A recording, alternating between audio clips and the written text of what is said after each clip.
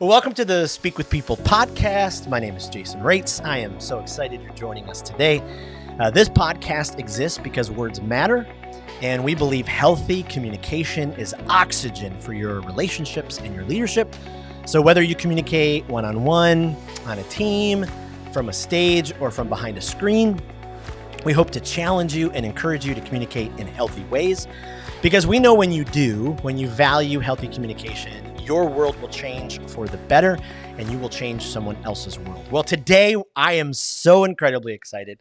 We have an incredible communicator, incredible speaker, comedian, leader on the podcast, someone who's I've followed along for a while. I'm a bit of a fan, and so I don't want to get too crazy, but really appreciate following them as they communicate, and I've learned so much from them. But like I said, he's a comedian, he's a speaker, and he's one of our keynote speakers at the Speakers Conference in March, and I'm humbled that he is going to be a part. Mike Goodwin, welcome to the Speak with People podcast.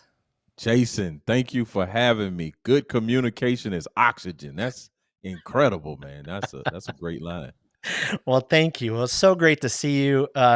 Thanks for, before Christmas, spending some time with us. I hope, your Christmas planning is going great. Do you have any, are you traveling anymore before the end of the year, or are you? I am. I actually have an event tomorrow morning, so I'll be heading out this afternoon. Then I have something this weekend. I won't wrap up until the 22nd of December.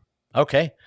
All right. Well, and you live in a part of the world where I want to visit someday, because I'm one of the biggest fans of Hootie and the Blowfish. And oh yeah, Hootie and Blowfish are pretty important around your area. So they are. Yeah, they went to the University of South Carolina, and Darius Rucker, he is a tremendous fan. I don't know about the Blowfish. I think they are, but Hootie is definitely giving out free concerts when we win big games. And we do have, it's actually funny, we had a minor league team called the Blowfish. They were like the Lexington Blowfish. So their legend continues to extend beyond musical exploits. It continues. Oh, I love it. Well, I'm such a fan. Last January, my wife and I went to Cancun, Mexico, where they hosted their first ever Hootie Fest. So I'm in that category. Oh, you're a fan. Like you're a fan cube. Yes. Power. Like, I get it. I love it. Well, hey, before we kind of jump into the questions, maybe you could just give us, a little bit about yourself, what you do, your family, all that kind of stuff. Right. I'm a refreshingly funny comedian and keynote speaker. Michael Goodwin. I live in Columbia, South Carolina. I'm the husband of one wife. I have 2 children. And my children, I have a 16-year-old daughter that causes me to pray regularly. And I have a 12-year-old son that causes me to drink regularly. But I do stand up full time. I've been at it for 10 years, and I work primarily in churches, corporate arenas, and clubs. And my goal is just to make or leave places better than the way that I found them. Oh, I love that. And correct me if I'm wrong, before that, were you a teacher? Yeah, so I was a college counselor at a private school. But so when you work at a private school, everybody has a class. Yes.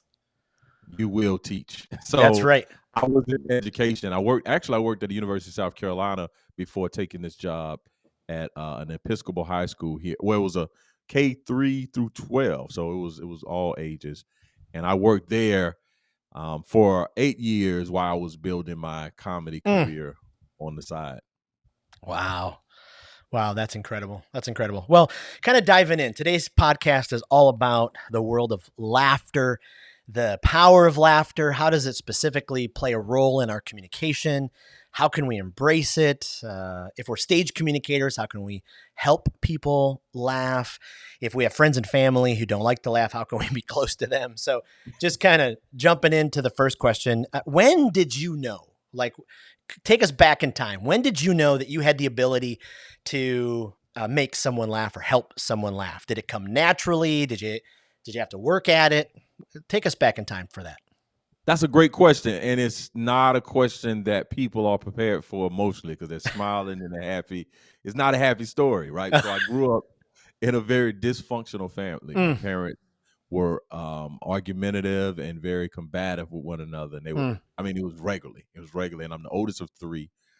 And so this one particular time, I'm 8 at the time, and it was kind of like the same routine. They would get into the arguments. My brother, sister, and I would cry and then ask them to stop. So this particular time, my father, he leaves, and my mother goes to prepare dinner. Like, that was just a regular run of the mill evening. And so in that moment, I realized that something needed to happen. Like, it was very tense in my home, and my mother was, still upset. And I really had the thought of, hey man, I need to do something to make my mother laugh. Like, that was the thought that came into my little 8-year-old brain. Because physically, I could not do anything. I could not stop what was happening.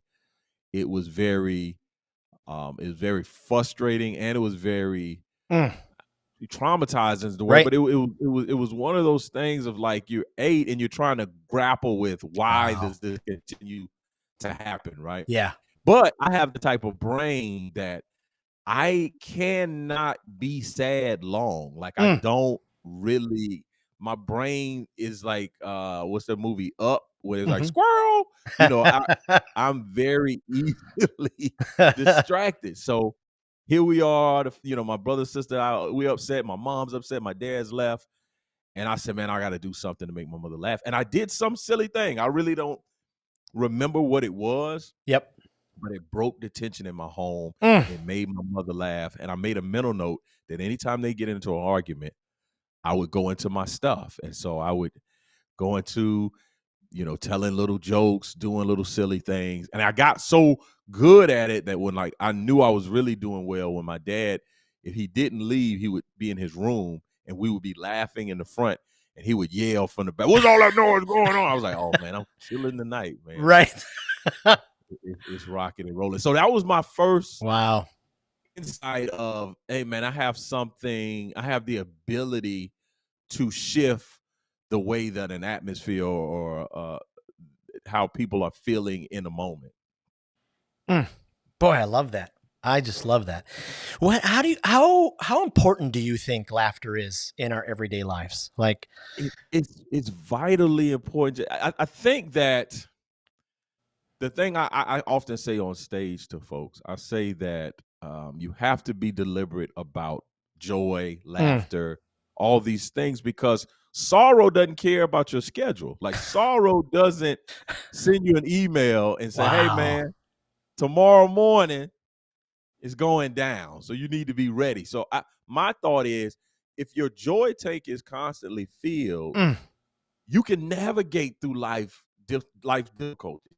It's life difficult. Like, it's a difficult endeavor to navigate through life. So I think that joy and laughter can be a fuel to get us, to the places that we desire to be.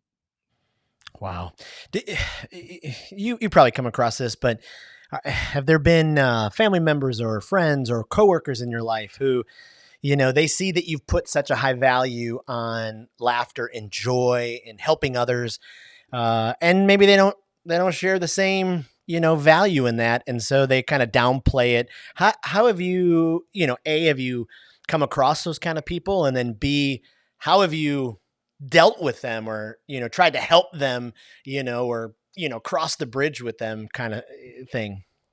Oh, most definitely. Negative people are in everybody's family. They're not just in my family. They run the world. They just regenerate. I don't know. What's interesting to me, there's so many categories of people that fall into that. Yes. Into that type of description, right? So there's people that are in my family. So that I'll answer the family question. Like, so for instance, I have a number of pastors in my family. And when I first started doing my comedy, they were like, hey man, I can bring you to my church and talk to the youth. And I'm like, no, I'm not talking to the youth. I'm doing adult material. I'm a married man. I have a mortgage. We pay for life insurance. I'm not talking to the youth. So that was one of the ways in which, try to minimize it. Yes. And one of the other things that I made it a goal because when you start doing something like stand up, you'll run into folks and they're like, "Hey man, are you still doing your little comedy?" Like no one in Right. any other phase of my life. I was in the military. Nobody was Oh, ever like, "Hey man, you still doing your little army deal for the government?" Like they never asked us, "Hey man, you still wow. married to your wife?" Like they don't do those things. They Right. are you Right. still doing? So I wanted to be so successful that people would stop asking me that question. Wow. And that was kind of a driving Wow. motivator for me. Another thing that people would do is you having a conversation with some stranger and they were like, "Hey, what do you do?" "I'm a comedian."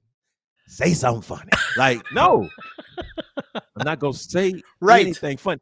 And if you pay attention, I'm going to say something funny. Like if you're Right. asking me to do the thing I'm going to do if we Right. just had a conversation. Right. Right. But when Exactly. you say something funny, now I'm like, this is not the food court at the mall. Like I'm not giving samples to. I'm not trying to. I'm not trying Right. to convert you. Right. I'm just going along my life. And you're like, "Hey, say Right. something, make me laugh." No, Perform. Yeah. yeah, why, Ah, why, that's so good. why? I I contend. So I was a pastor for 26 years, and then I stepped out this last summer and started Speak with People. I do speaking and then communication coaching, and Yeah, all through those years, I would, interweave stories and just laughter and fun, but I'd run across some, believers who were just like, your message was great except for that laughter. Like, we got to get real right, serious when we talk about this stuff. And I contend right. that laughter is actually deep. Like, you've got to get through lots of layers of hurt and pain and sadness in order to just live this life where I can enjoy it and laugh and experience joy. And that's why I just appreciate, leaders like yourself who help people do that. It's And just huge for me. the interesting part about that, joy is right on the other side of pain, right? So the same thing that makes you Oh, cry with some distance and time is the right, same thing that will make you laugh.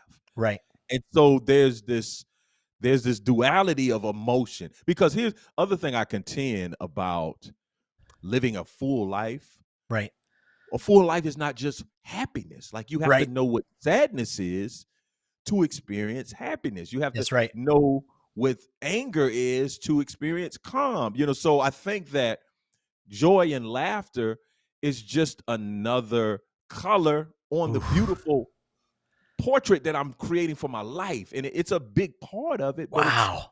it's an element of all of it, right? And I Yes. wouldn't be able to appreciate the blues without the reds, without the greens, without the yellows. And Yep. so when you just shut down, I don't use purple. Why? Right. Right. What is Oh, wrong? I've had people coming to me at the end of the show. "Yo, you good. You made me laugh. I don't mess around. I don't laugh." Why? Why? Who hurt you? And what damage do you need to be healed from yep. to freely laugh? Like you Mm, can just laugh. And then here's the other issue too. Like, so in a show, you'll have someone that's laughing loudly, but they are embarrassed because they've been told not to right. laugh. So, hey, let's not be so enthusiastic. Let's not be so demonstrative with your laughter. Why not? It's a comedy show. Right. This is the very place. Right. This is be at home. But those same people, I wonder if they're fans of a sports team, and do they sit there and when the team gets the first down, that right. was a very great play that Right. coach Dow. Like, no, you're like, another first down. You high fiving. I'm like, Uh-huh. come on, man. That's right. Come Oh, on, man. And then there's so many scriptures that talk about the joy of the Lord. Like, yes. does that disqualify laughter? Laughter is not and then, I think when you say comedy, I tell people this, I say all the time, comedy is like money. It's Mm, neutral. It's what you choose to do with comedy. The issue is people come into comedy with subjective experiences. Like, so mm, I say, if we say the word comedian, the listeners are gonna have a person in their brain. They're not just gonna say, oh, comedian is a word like tree, like you Yep. have a particular person. You're thinking Kevin Hart or Jerry Seinfeld. Like there's some image of Right. that. And so oftentimes people that use humor have to fight through the baggage that Mm-hmm. folks bring along with humor, because some folks were picked on as a kid. And so now that makes them, if we're laughing at someone, it makes them remember when I was a kid, people teased me and folks laughed at me, so I will never Yep. laugh. Like, hey man, you have to separate that stuff. Those Yep. folks, they were mean. They shouldn't have done that to you.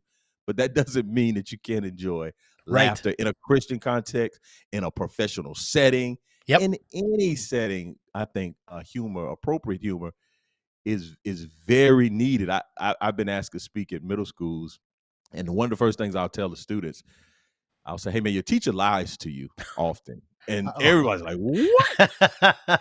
Like, the teacher's always lying. Because I'm like, something happens in the class that's very funny. Somebody says something that's funny. The first thing your teacher says is, that's not funny. But they leave the class and they go telling another adult what funny thing happened in class. So I talk to them about the appropriateness of humor versus, Yep. just being comedic and humorous all the time. There's an appropriate time and place for humor. Right. Right. So, as a comedian, as speakers, just wondering your take on this. Do we make people laugh? Do we help people laugh? I was always just curious about, that process, Yeah, what that's are a your thoughts on great question. I'm a big fan of Michael Jr. Michael Jr. that? had shifted his perspective of, he's offering an opportunity for people to laugh. And I think that's a great position in terms of the position of service. But I'm competitive. I make people laugh. I am coming to take your laughter. If you're in my show, I want you to sit there and try not to. I'm coming for you. Like, you're I do think I love that. I do. I'm looking at the crowd and I'm like, oh, you haven't laughed once? Okay. All right, Mr. Blue Shirt guy. You're on my radar. Talk about my kids, right? That's right. This is going to get you, So that's right. But yeah, I do think that having, especially from how we do our business, we're doing our business to help leaders grow, help leaders communicate better. We want folks to amplify their message by using techniques to help them. So I think we have a different posture than someone who wants to be famous, and someone who wants to say their name in lights, and someone whose goal is to, do things that bring notoriety and prestige to their self. And I think there's a balance. I want the same thing. I want to be able to sell tickets. I want folks to recognize me, and I want to be respected for my craft. But I do think that as we go in this with the gift, I think that there becomes an opportunity for you to reflect on how you're going to dispense it. Are you going to be a person that uses this and it helps to edify people and build people up and inspire people? And I think that's where the like-mindedness of what you're doing and what I do, we desire to do those things. So we do want to give people an opportunity to laugh, but I'm gonna come get your laughs if you don't. I'm gonna if you don't want to move, I'm gonna help move you along. I remember once I was speaking to a high school, and the bleachers, and boy, what a tough crowd. They're just like, oh, great, an assembly. And I'm telling my best story. My best friend's mom vacuumed up a bird, and she's screaming. Their pet bird. Like this story always kills. Right. And I look right in the middle of the bleachers, and there's this, 16-year-old guy, shaggy hair, and he's like sleeping, cuddled with his girlfriend. And I thought, okay, all right, I'm not going to win out with a bird being sucked up. Like here, I'm done. But yeah, that's right. Speakers, if you want to damage your self-esteem, go talk to a group of high school students. Sign yourself up. Right. for communication boot camp. If you really want to know Yep. if you have what it takes. Uh, Matter of fact, so, don't go to the high school where they have like English and ELA. They got all these different subjects now. yeah. Go to the trade. Go to carpentry and masonry and welding. Go talk to those students. See if your message resonates. Yeah. They'll make you work for it. Oh, You will uh, not be given cheap laughs. You're gonna earn every laugh. um, I love listening to other comedian speakers, talk about their process and their work ethic and how they, deliver material. I was listening to Nate Bargatze the other day on his podcast, and I'm just trying to figure out like how in the world, I communicate, but I don't do what you do, like to be able to keep people engaged through this stream of laughter. What goes into Right. your process as you're developing your material, as you're, is it just this continual, you're on the lookout for, I got to remember that. I'd love to just kind of take a peek inside of your process. That's a great question. So I'm gonna try to give you a tiered kind of how I've evolved into where I am. So initially, I did not even think about the audience. I was doing Mm, a lot of bad things when I would get up. I would think about material on the way to an event, and I would lead off with that mm, material. That was the worst. I would do that. I would also look over people's heads, like I never made eye contact. I was mm. kind of talking at the audience and not to the audience. And I did this for a while. I did this for like 2 years. Like Yep. I I was doing just well enough to keep going because I Yep. knew I enjoyed doing it, and I'm a great writer. Like I can create. The material was good. Yep. My performance was awful. So I Mm, think that's one of the things that I had to realize, that the material and the performance are two different things. yeah. Now your material can be so strong that it becomes the performance, Yeah. or your performance can be so amazing that the material's not as great. Mm, So you can play that game of, the 3-card Monty, right? You're right. moving and we like, I see it, but I know something's not right about this. Like it's not, something's pulling the wool over my eyes. But what I think what I desire to be the type of performer is that my material and my performance are married, so they're both excellent. So you're Mm, laughing at what I'm saying and how I've constructed these jokes, but you're also looking at my facial expression and my pauses, and when I move and how I move. And mm, so I think that those are parts that I don't necessarily remember a lot of folks talking to me about performance and material. Like mm. they just said, just keep getting on stage. Like that Yeah. was the advice Yeah. that I was given when I started. It was like, hey, just get on stage. Yep. Like, hey man, how would you get to sell out tickets? Oh, you just get on stage. Mm, And, how do I get more booking opportunities? Yeah, just get on stage. yeah. I'm interested in getting management. Yeah, just get on stage. So that was the answer. Right. It was like when we were kids, Robitussin, everything. Hey, get you some Robitussin. We got a headache. Oh, some Robitussin.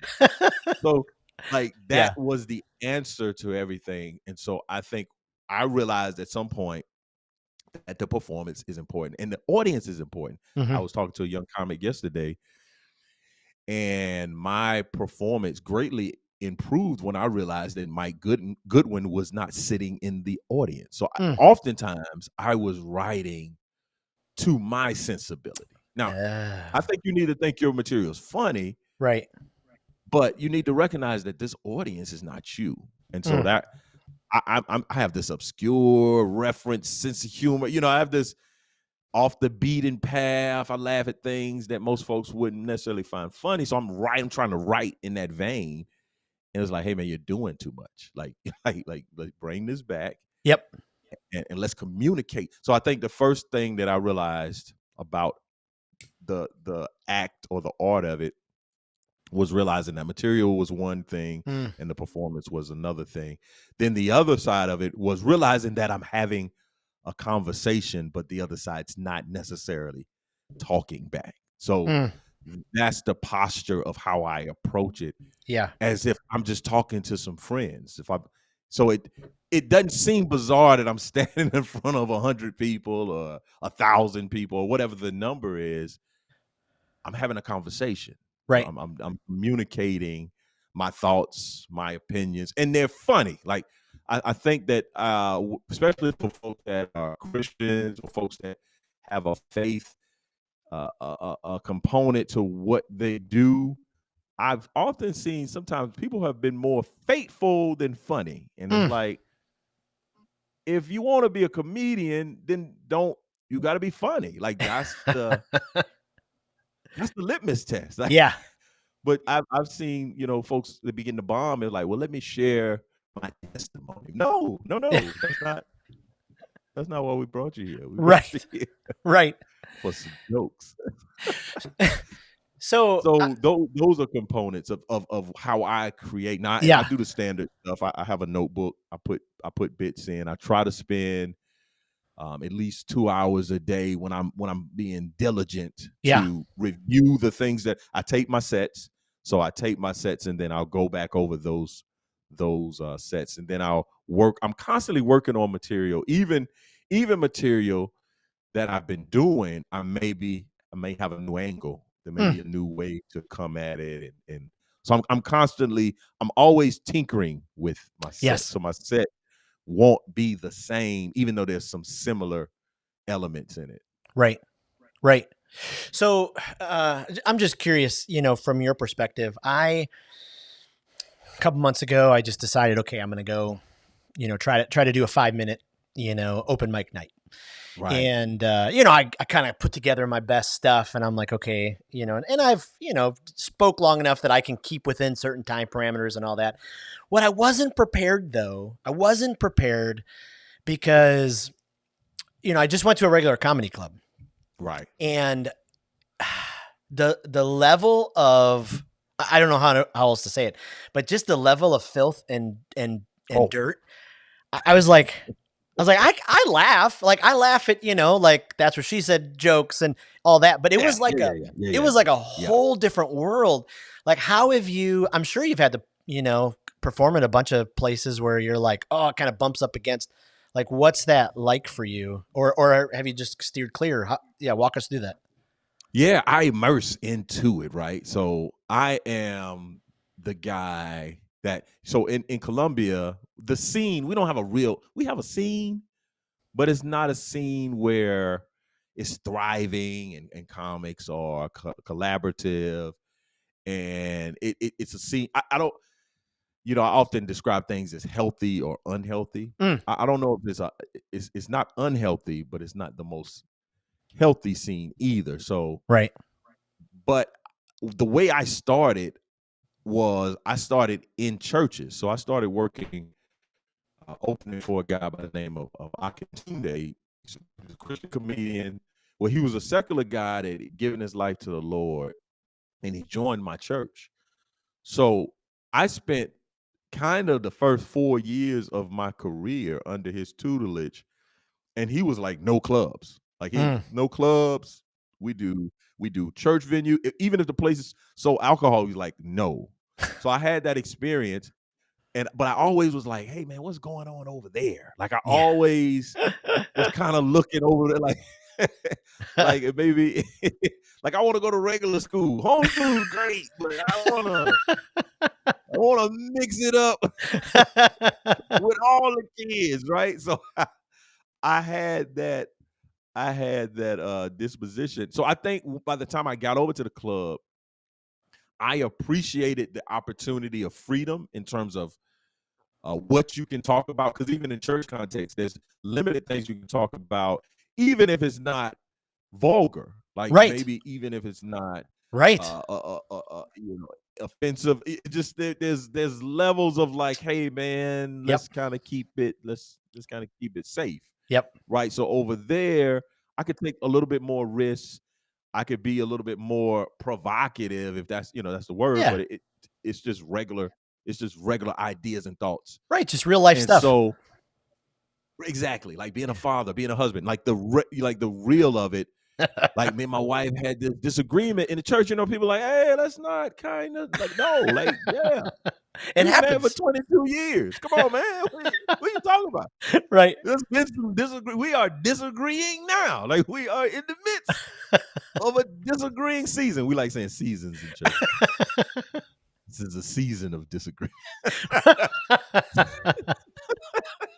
Nobody will have those. They will talk about those seasons. But what I realized over there was when I got up, you know, I don't curse, right? So for them to see a excellent comedian, and I'm practicing, like, so I'm I'm at open mics, like shooting with my left hand, like I'm trying things out. So these new comics that are, you know, sacrilegious or just saying whatever most foul and dark thing they can say, they have to watch me do 7 minutes of like, I'm talking about board games, but it's funny. It's undeniably fun. Like it's funny. And I have a presence about myself, and I'm navigating through this room, and somebody yells out something at me. I'm like, hey man, in the past your bedtime, buddy. And I keep on going with so I can even like deal with hecklers and not be offensive and derogatory. And so I think that it's been a benefit for me to go in that area and see. Now the challenge for me is I need to see excellent work. Sometimes I go and I'm like, man, this is awful. Yeah. Like I could have just stayed at home, man. Yeah. Like this is bad. But I've also had folks reach out and say, hey man, and want to have some, you know, further conversations about things of substance and things that matter. And I think it gives other people that may be doing comedy a different way, a vision of like, oh, I can do this without cursing, or I can be a Christian and be okay with being a Christian in the open mic scene. So I think that I get it. I understand. Like you have to be girded up. Like you just can't be in there all willy nilly. Like you need to come with and I went in the Army after high school, and so I spent 4 years active duty in field artillery, and I think that 4 years, there's nothing life throws at me that I just can't kind of navigate from that experience. It prepared you. Yeah, that experience has given me kind of an advantage of whatever the scenario. It doesn't matter. You know, I'm on tour buses and we're sleeping in the little bunk part, and people are like, well, how was your man? I was in the Army, man. You think I care about sleeping on a tour bus? Right. Even being in those rooms, like in the military, the conversation, I'm like, oh man, this guys in the motor pool having discussions. Like, So I think on number one level, I give light, right? I bring light to a place that is very minimal light. Very minimal light. And I try to befriend folks. I try to have the, hey man, you know, man, great set. Like I'm really just trying to be the guy that folks, hey man, I'm a team player. I'm a part of this community. So I love it. I just do it different than how you do it, but I'm still a part of this community. Yeah, I know this is a you know, big giant question, and so, but I just would love to know what it was like when you walked out from behind stage, and you're walking out on stage in America's Got Talent, you know, and there's Simon, and you know how, you know, like what was just going through, like were you, you know, I just love to know. So the most jarring part of it was the morning walkthrough. So they bring you over the morning of, and so you know, I had one of those experiences that I kind of felt like I was kind of being brought to the front of the line, so to speak. I finally felt like, oh yeah, you know, I'll be fine. You know, I don't think it really landed on me until I was at the actual taping that, oh man, I could go home. Like, I think about it. It's similar to like I think about it like the March Madness, right? And so you have these 64 teams. In my brain, I'm thinking I'm a 1 or 2 seed, right? Like I'm thinking, I'm gonna get through these first couple of rounds, and then we'll have some tough games in there. But you know, so I had that disposition until that morning, and then they walk you up to the stage, and there's a star that you got to go and stand on. So when I went and stood on the store, I was like, oh. And then they were explaining to you, okay, if you hear a buzzer, keep going. Like it takes 3, you can still make it through with 3 yeses and 1 no. And I Yeah. was like, I can get a no? Like that it started to formulate, oh, Yep. I can get a no. Yep. And so that was very disjointing, disalarming to me. Just like, oh, this is real, right? So then when I came back that evening to do the actual event, the guy in front of me murdered. He murdered. And I don't know how much I can divulge because I signed all these NDAs, but Yeah. this person murdered. It was unexpected. And he destroyed to where the people were chanting his name in the audience. And I'm like, I'm next. Wow. They had to take a 5-minute like intermission because Wow. this guy had murdered so great. Like it was just electric. Yeah. And he was not doing anything close to what I was doing. Like he had props and he was doing things. I was like, I could throw the microphone from hand to hand. I literally thought I could, but I was like, no, they may edit. So I'm watching this guy just destroy the stage. And so whatever nervousness I had, it was done. Because I was like, hey, man, I had a good run. Yeah. This is it. So I kind of I went out with, I had nothing to lose. They just watched. These folks just watched the most amazing performance. And so similar, if you're on a comedy show and somebody kills in front, you just want to ride that wave. So you want to jump on and continue on that wave. So once I got out there, and I even in my set, I didn't feel great about my first 30 seconds. Like the first 30 seconds was kind of a bridge to get me to. So I did a bit about nursery rhymes. Right. And so the first 30, it was just buying me time. It was it's like a quarterback in the pocket, and you know this is going to be a long developing play.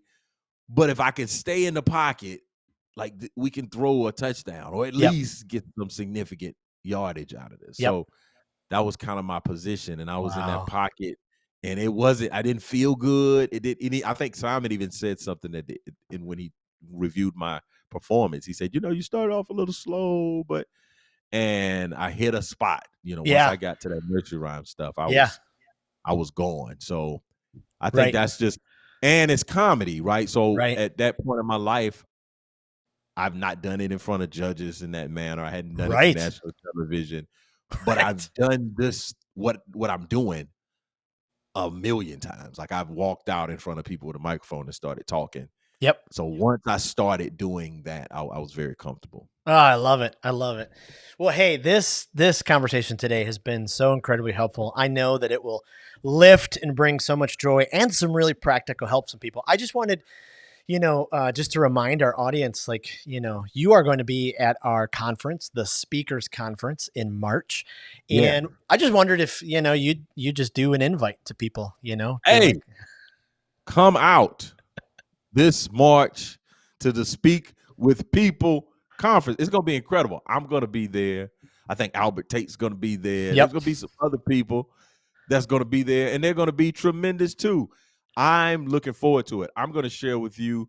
I'm thinking, I'm working on some things, but it's the idea around laughter is like a good medicine, or leadership in laughter. It's going to be very tangible, very entertaining, and very practical, things that you can walk away with that will make you a more polished, humorous, and engaging speaker. And we would love to see you.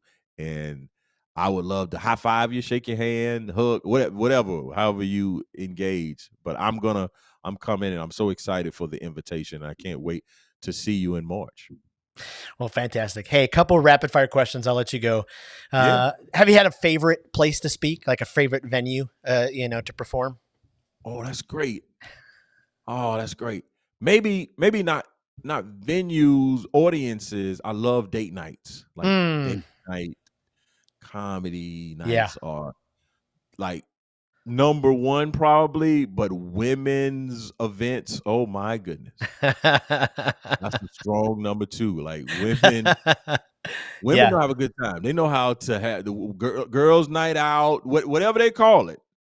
Have me in. I enjoy those. I love it. Do you have an absolute favorite comedian? Like this is the person you just love to listen to? Yes, but you can't say his name, so I call him Phil Fosby. You know, that's the guy. Niels Mosby was Yep, I get it.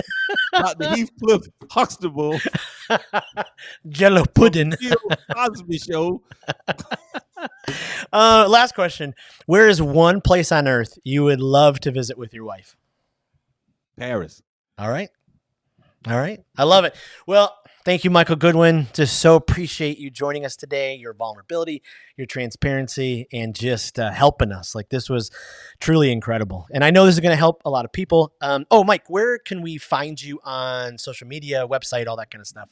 Right. On social media, I'm at comedian Mike Goodwin on Facebook, on Instagram and Twitter. I'm at Bowtie Comedy. I'm not really on Twitter. Like I got a residence over there. I go and check the mail, but I'm not home. Okay. I just got a P.O. box. I have a P.O. box over at Twitter. But if you want to like engage with me, I'm over at Instagram and Awesome. Facebook. And Awesome. you can meet me there. I actually have a podcast called the Best Advice Ever podcast where you can check me out. Awesome. And all the places that podcasts are found. I love it. We'll post all of that in our show notes so you can find all of those. So thank you so much for being a part. Again, just a reminder to you, you're invited. If you speak from stages, you deliver presentations, you influence from behind a camera, we would love for you to be a part of the Speakers Conference. It's March 21, 23 in beautiful Clearwater Beach. Our hotel's right on the ocean. So you can walk the ocean before, you can watch the beach before we join for our sessions. You can hang out on the beach at lunch. I mean, it's just incredible, especially if you live up north and you need some warm weather. Go to thespeakersconference.com. Again, this podcast exists because words matter, and we believe healthy communication is oxygen for our relationships and leadership. So whether you communicate one-on-one, on a team, from a stage, behind a screen, we hope to this time challenged you and encouraged you to choose words that matter and to communicate in healthy ways. Thanks so much, and we'll see you next week.